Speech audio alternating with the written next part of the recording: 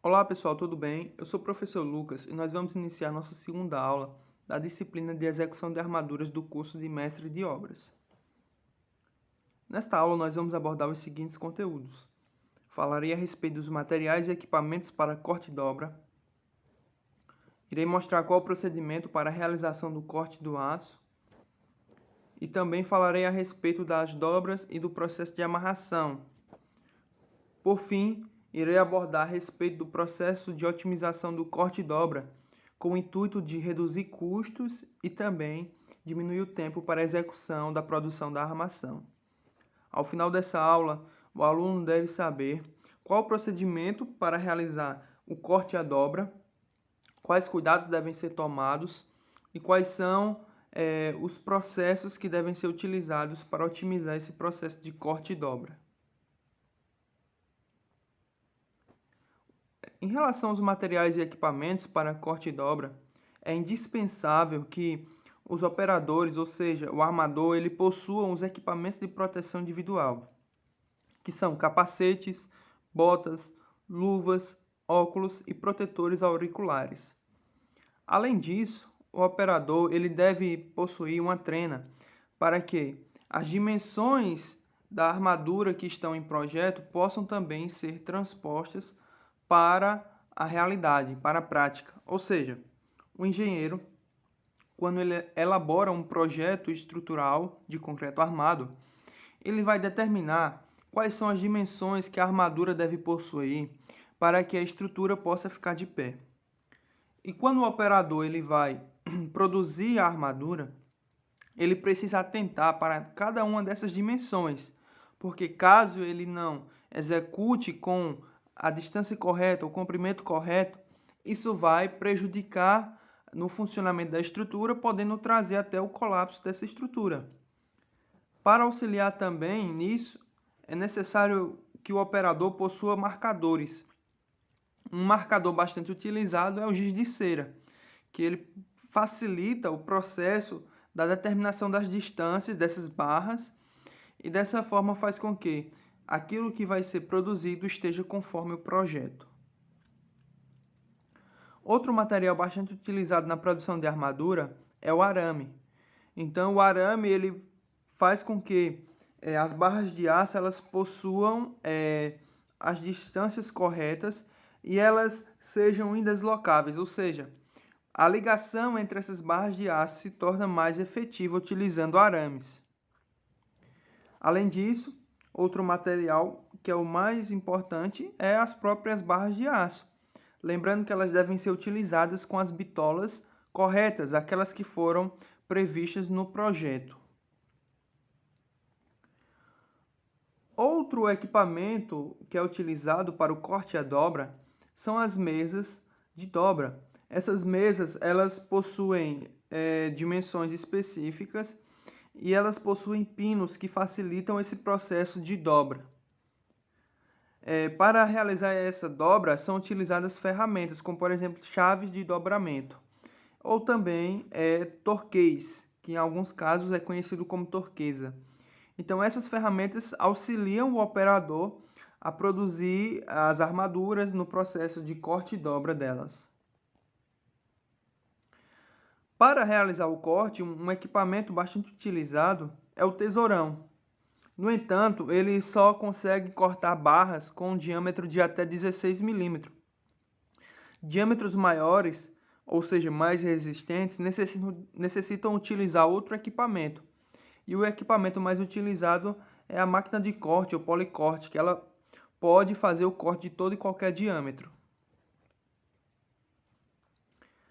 Dando início agora ao processo de corte do aço, deve-se atentar, ao realizar esse corte, para a racionalização do corte, de modo que haja um planejamento para que as sobras desse corte possam ser utilizadas em outras peças estruturais. É muito importante isso para diminuir o custo e otimizar o processo de produção das armaduras. Do contrário, como nós podemos ver na imagem, pode existir inúmeras barras de aço que serão descartadas e isso acaba tornando um prejuízo para a obra. Na racionalização também, é importante saber que esse processo depende da experiência e da motivação do armador. Às vezes, um armador inexperiente e sem motivação, ele não se preocupa com esse processo de racionalização e acaba trazendo prejuízo para o dono da obra. Então, é importante que o mestre de obras possa saber que é possível racionalizar o corte do aço de maneira que o material possa ser aproveitado da melhor maneira possível.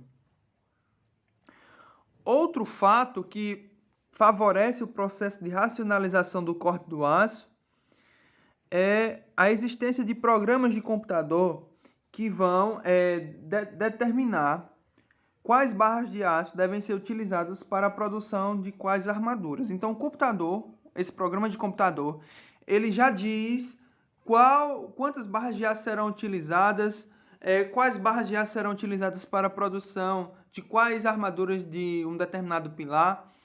E isso faz com que haja essa racionalização no corte do aço. Após o corte, é feito o dobramento. E esse dobramento, ele acontece utilizando as mesas de dobramento. Então, as atividades são realizadas sobre uma bancada de madeira grossa com espessura de 5 centímetros. Geralmente são duas tábuas sobrepostas sobre cavaletes, que é bastante utilizado em obras de construção civil. Sobre essas tábuas é colocado pinos fixados, como nós podemos ver na imagem. Então, isso vai favorecer o processo de dobramento das barras para que a forma dessas barras esteja de acordo com aquilo que foi estabelecido no projeto. Além do mais, após a realização das dobras das barras de aço, faz-se necessário realizar a ligação dessas barras. Essa ligação pode ser entre barra e estribo, e para isso é utilizado o arame recosido, como nós mostramos anteriormente. Geralmente, o arame mais utilizado é o arame número 18. Ele é o mais indicado para essa finalidade. Como nós podemos ver na imagem, o operador ele faz a ligação das barras de aço com o estribo. As barras de aço são essas barras longitudinais e os estribos estão transversalmente às barras. Então, a amarração ela tem a função de garantir a correta posição da ferragem, conforme o projeto recomenda, e evita que alterações ocorram durante o processo de concretagem dessa armadura. Outra forma de fazer a amarração é utilizando emendas com solda. Então, nós sabemos que as emendas elas podem ocorrer de duas formas principalmente. Pode ser por traspasse, como nós vemos na imagem à esquerda, e pode ser por caldeamento, ou seja, os topos das barras eles são ligados e soldados. Então, tem que tomar muito cuidado durante o processo de emenda com solda, para que as emendas ocorram conforme mostrado na imagem, e dessa forma elas não venham se romper durante o processo de concretagem da armadura. Por fim, algo bastante importante em relação ao corte e à dobra é a otimização desse processo, que pode ser feito principalmente através da terceirização do serviço. Grandes fábricas que produzem o aço, elas também terceirizam o serviço de corte e dobra. E isso é feito através do processo de terceirização. Como é feito isso? Primeiro, antes de iniciar qualquer construção, geralmente o dono da obra ele solicita que o engenheiro produza ou elabore um projeto estrutural. De posse desse projeto estrutural, o dono da obra ele vai até uma dessas empresas que fazem a terceirização do serviço, entrega esse projeto a eles e eles têm a responsabilidade de produzir as peças conforme está no projeto, e nós temos inúmeras vantagens em relação a isso. A primeira delas é a praticidade e produtividade. Ou seja, quando você entrega um projeto a uma determinada empresa que já vai fazer o corte e a dobra, ela já tem uma equipe especializada para fazer isso, tem equipamentos próprios para fazer o corte e a dobra, ou seja, elas fazem com que esse esse processamento seja mais produtivo. Então você não precisa estar se preocupando em fazer a produção da armadura no canteiro de obras. Outra vantagem é que proporciona mais espaço para a sua obra.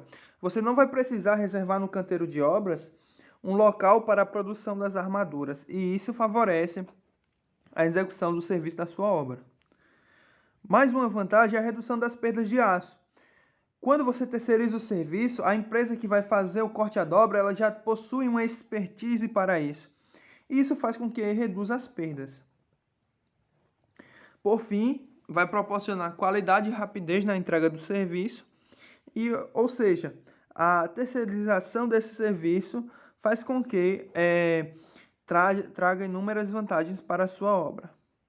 Essas foram as referências utilizadas para a elaboração dessa aula e até a próxima.